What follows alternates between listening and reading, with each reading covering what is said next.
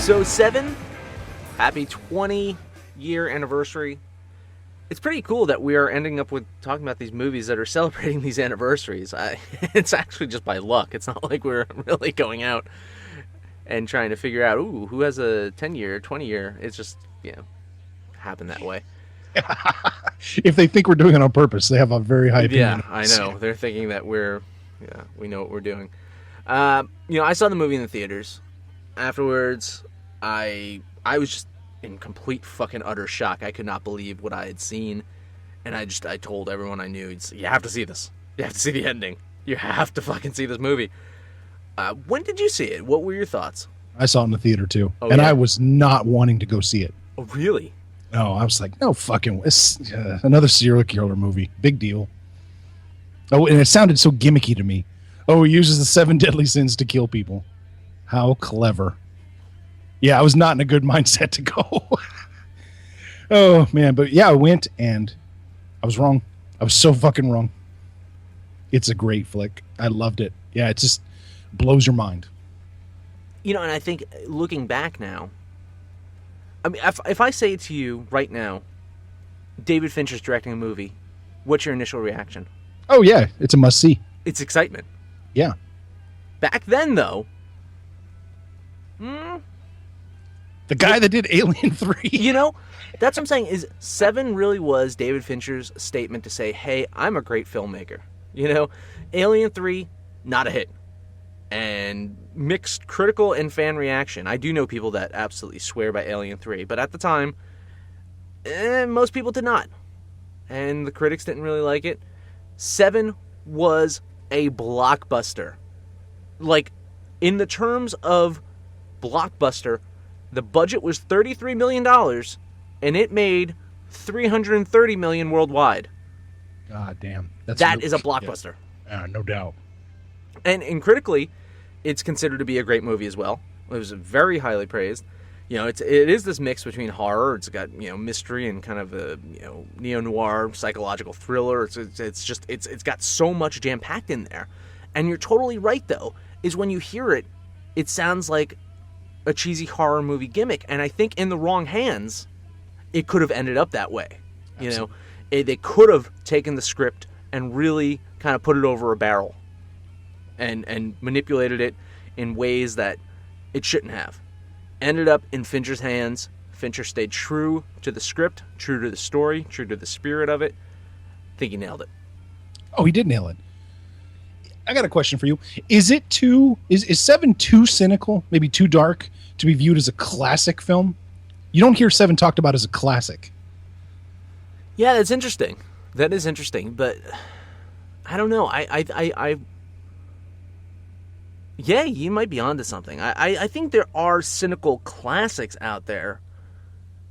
Movies that you can consider that are cynical. Wouldn't you consider like Citizen Kane to be cynical? Oh, yeah, absolutely. And that's pretty much known by many people as the greatest movie ever made. I don't know. I think one of the issues with Se7en per se is that Fincher went on to make some really great films after that, and I think it gets looked in a way by Fight Club and by Zodiac and Social Network. Those are three fantastic movies. Fight Club is one of my favorite movies of all time.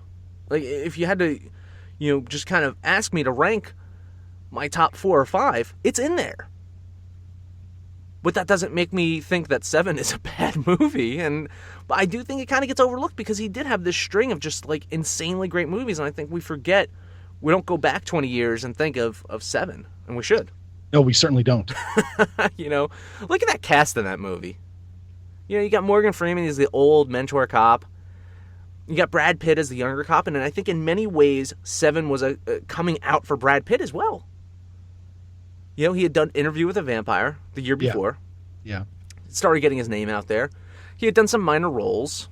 You know, he was in Thelma and Louise. He has one of my favorite fucking roles ever in True Romance as Floyd. The roommate. Yeah. They were here, and now they're there. Get some cleaning products or something, you know? But, you know, he really wasn't a huge kind of name yet, in a way. And I think Se7en, and then he did 12 Monkeys right after Se7en, really established himself as a solid actor. Se7en also had Gwyneth Paltrow, who I cannot stand, but she's fine in this movie. Yeah, it's like Fincher went out and took her out back and beat all the Paltrow out of. Didn't hate her. I thought she did a great job. No, she's fine in this movie. And then goddamn Kevin Spacey. You know? And that was the second time in that year that he ripped our hearts out.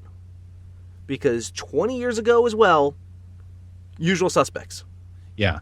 It's because of Se7en and Usual Suspects. We think of Kevin Spacey as Kevin Spacey. Oh, absolutely. Yeah, it's because of that year, those two movies. I totally agree. Yeah. And now he has gone on. I mean, he did have some crap after that, but he's gone on and people love him now. He's in that House of Cards show, and he's supposedly fantastic in that as well.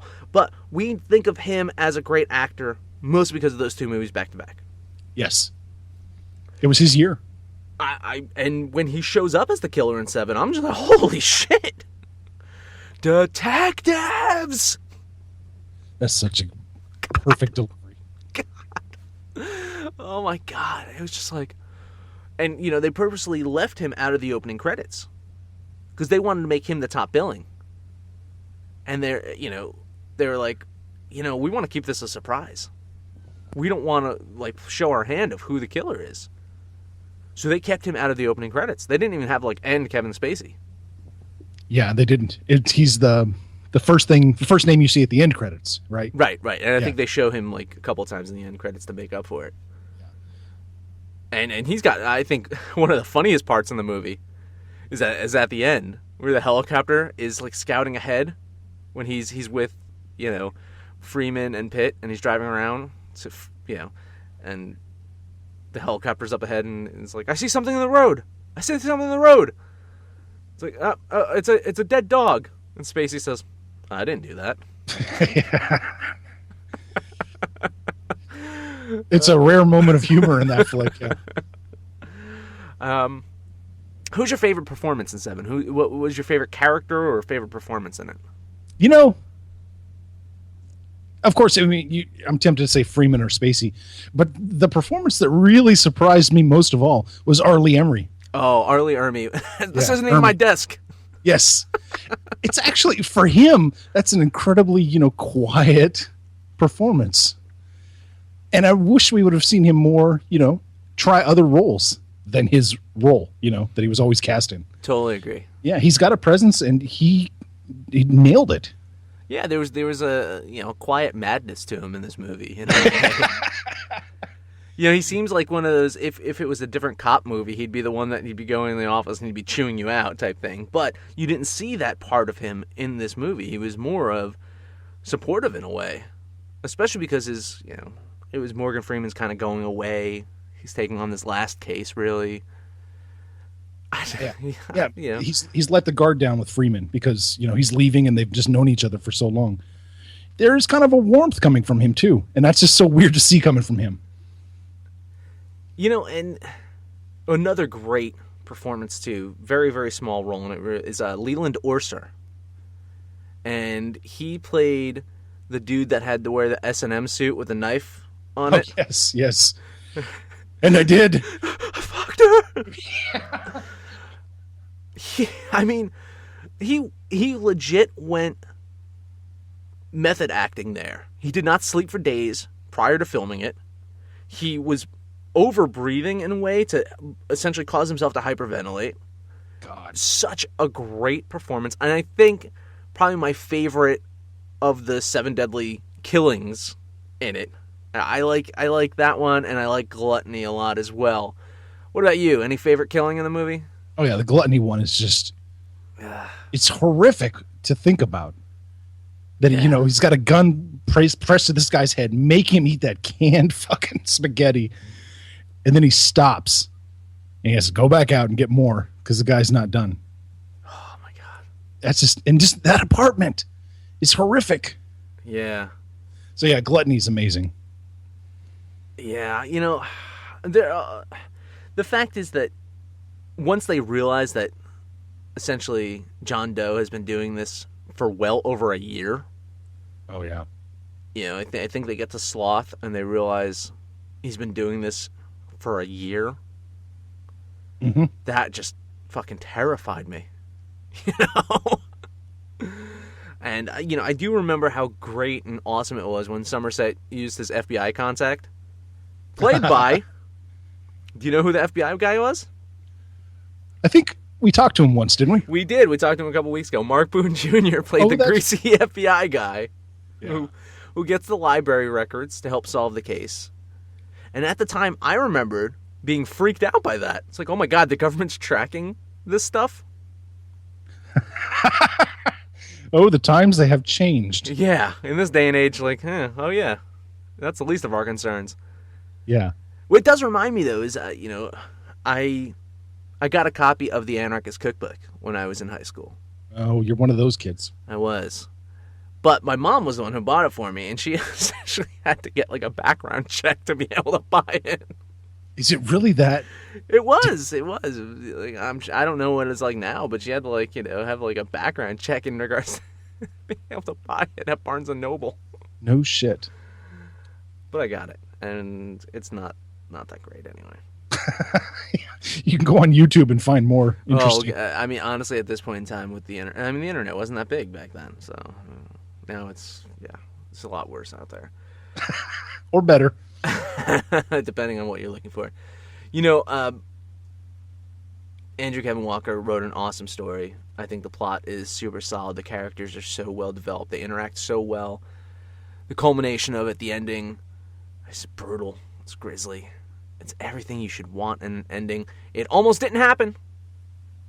We'll talk to him about that. But what about you? What is it about the story or plot that works so well? I think what works so well, what makes it so unique, is that before in whodunits or serial killer movies, the cop would burst in, he'd kill the serial killer. That's it. Roll credits. Happy ending. But for them to stop, not stop the movie, but for them to introduce a serial killer with about a half an hour to go, and then let's get to know him, let's talk with him. That's a great move. Because Dirty Harry wouldn't have done that. Dirty Harry would have killed him, and that'd have been it. And it's so remarkable when they're going through his notebooks, like when they figure out who he is, but they don't catch him yet. Well, they don't even catch him. Let's get into that in a second. Yeah. But they're going through his apartment, like Brad Pitt just kicks open the door, and they're going through those notebooks and they're reading the stuff, and it's just like, man, this is one smart and crazy son of a fucking bitch right here, But we referenced it earlier, is they don't actually catch him per se. He walks in to the police station, has his fingertips cut off. Detectives. That's just so good. Fantastic. And I mentioned that Kevin Spacey wasn't in the opening credits. What was in the opening credits was this awesome remix of Nine Inch Nails' Closer. And I was a huge Nine Inch Nails fan back in high school, so that just like that kind of like sucked me in like right away. It's a really good remix. Cool opening credits too. Who did it? Who did the remix? Do you know? I believe the band is called Coil. Oh yeah, it was Coil. You're right. It was Coil that did the remix. It's off of Nine Inch Nails always had these remix CDs of all their albums, and I think there was just like a Closer remix, single. And I think it was off of that. But it was Halo number 412. I used to have them all. Nice. I probably still have most of them up until. No, I do. I do have them all. I have them all. I even have this rare Australian print Halo that is a Halo and isn't a Halo at the same time, and the CD is worth like $150 or $200. Look at you. I bought it for like $3 at like a CD store when I was, in high school. Nice. Yeah. Casting rumors. I love doing the casting rumors. It's one of my favorite parts of talking about these movies. Do you know any of them? No, I don't know. Let's do a quick run through. Denzel offered to play Mills. So offered to play the Brad Pitt role. Decided not to do it. Thought it was too dark. Okay. Yeah. Al Pacino almost played the Somerset role instead of Freeman. No shit. Yeah. I'm just trying to imagine Al Pacino shouting, "John Doe has the upper hand." You killed him! You fucking killed him, didn't you? I just had coffee with him half an hour ago. Val Kilmer is John Doe. I could see it. Yeah, I can see that too. That wouldn't have been that bad. Kevin Costner or Nick Cage as Mills. Wow, Brad Pitt already has a busy performance. I would have loved to have seen what Nick would have done with it. Stallone was offered the role of Mills. Shut up. Hey, what's in the box? Yo, Adrian, what's in the box? God damn. I think it turned out just fine with who they cast. Who also was in the film was Andrew Kevin Walker. He played a corpse, which actually was a better fate than what he had to deal with when working on 8mm with Joel Schumacher. Final thoughts on Seven, Abe? Oh, it's a tremendous movie. Best serial killer movie ever made? I think so. I'm going to put it over Silence of the Lambs. I personally put it over Silence of the Lambs. I do. Problem is Zodiac kind of gives it a run for its money. Zodiac's good. I like Seven better. I like Seven's atmosphere a lot better. Yeah, I'm going to stick with it. Seven beats Zodiac. Man. It's like it's splitting the baby in half here. I think I go with Seven because I feel that Seven is more rewatchable. Well, that's true. Yeah. I think Seven, you can put it on, and I think you get sucked in, and you can watch it at any point in the movie and be fine with it. I think Zodiac, you have to watch it from beginning to end to get the most out of it. And, I think it's less rewatchable, even though it's a fantastic film. I think that alone probably puts Seven a smidge higher than Zodiac. But I think better than Silence of the Lambs. I do. Yeah, it is. Better than Hannibal Returns? Or Hannibal Rising? Hannibal Rising. A little bit better. Okay. Just wanted to clear that out. I'm going to take a quick break. When we return, Andrew Kevin Walker on the show. Stay tuned.